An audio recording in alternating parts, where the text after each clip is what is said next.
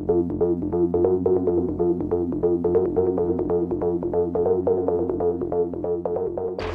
are you doing today, sir? I'm doing good, thanks. It's honestly a pleasure to meet you. I've played Mortal Kombat basically most of my, a very long time of my life, if you will. When people first meet you, what's the one thing they always want to talk to you about regarding the games? Is it a certain character, a certain fatality? It's usually they ask, what was it like, making that first game, and did a lot of it is did you anticipate back then that almost 20 years later, it would still be relevant, you'd still be making games, and they'd be kind of still making an impact in video games. You guys are sort of opening the door with these 9 live-action shorts. Yes. How much do you think that this could be the beginning of the stepping stone that we need to make a kick-ass Mortal Kombat movie? That's certainly what I would love to see kind of transpire after all of this. I think that Mortal Kombat Rebirth video that Kevin made, that kind of went crazy online, was a bit of a resume of, hey, I want to be the guy to direct the next Mortal Kombat movie. And to me, for the most part, it sold me on it. And so it certainly got us in contact, and the whole idea of creating the Mortal Kombat Legacy series came from that. I hope this is the launching pad for, a number of additional things, including a new Mortal Kombat film. I definitely want to know what was your reaction. Where did you first see it, and what was your reaction as you're watching this?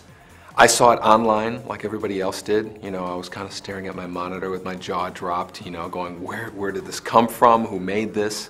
It was funny because a lot of people assumed that it was something that our team and Warner Brothers had done to promote our upcoming game, and that wasn't the case. As a matter of fact, we were going to release our video the next day, and he just happened to, go his movie, or his video just happened to go crazy on the day before. So I was with the crowd of people all watching online with the big mystery of what is this video. I can only imagine your reaction on this thing.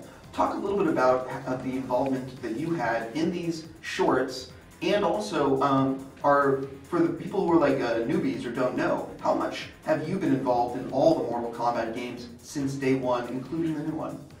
Well, I was part of the original Mortal Kombat design team that 4 guys basically in 1992 who made the first game. And so, I was the only programmer, there was no such thing as really like a designer, so I was like the designer, programmer, and there were 2 artists and an audio engineer. We made the one game that ended up selling, 6 million copies in the home. So as the years went on, our team grew bigger and bigger. Now it's over 100 people.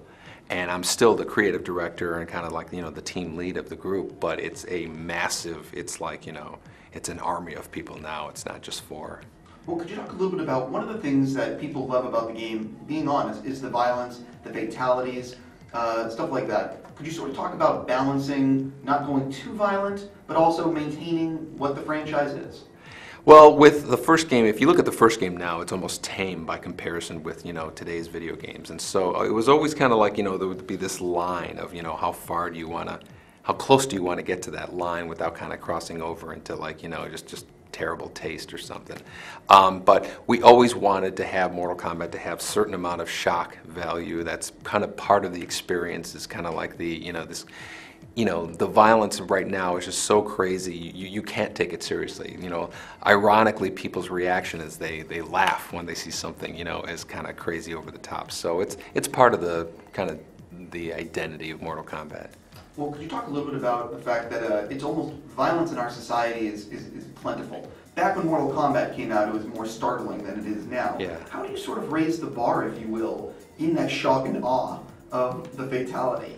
Well, one thing that's important to kind of remember is back when the first Mortal Kombat came out, there was no such thing as ratings in terms of video games. There was no such thing as an M-rated video game. Everything had the same kind of packaging, and there was no way to distinguish that Mortal Kombat's going to be a little different from Mario Brothers. And so then after the rating system was put into place, the kind of fervor that came up about it kind of died down. It was really kind of calmer just because there were other games that were kind of even surpassing Mortal Kombat, but because they were categorized as an M-rated game, that was the main objection.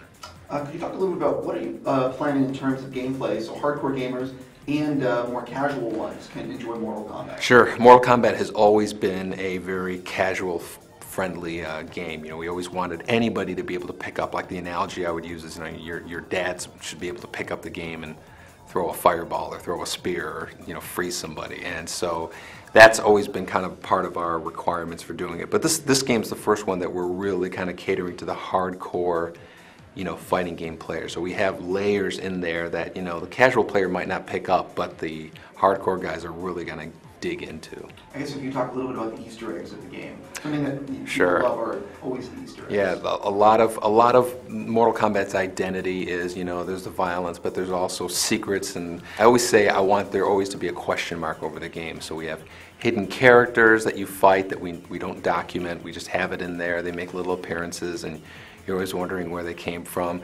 The little toasty guy comes out, Toasty! And he says something, and that's the start of something, but we're not going to tell anybody what it is. We just want people to be constantly discovering things about the game. That's all about, it's a big part of Mortal Kombat's identity. If I could just work in real quick, how hard is it nowadays with the internet, Twitter, Facebook, to actually keep any of these Easter eggs hidden? Also, when people get the discs, they sometimes go through Sure. and will... Sure. You know, how hard is it? It's impossible. I think with this game, we pretty much came to the conclusion that it's impossible to be 100%, you know, hidden. There's some things in the game that we still didn't leak out, and you know, people are gonna still discover. But in terms of keeping everything that you want secret, it's just, you know, in a high-profile game like Mortal Kombat, people are looking for it. They dissect the demos, they dissect everything, and so it's very, very difficult, if not impossible.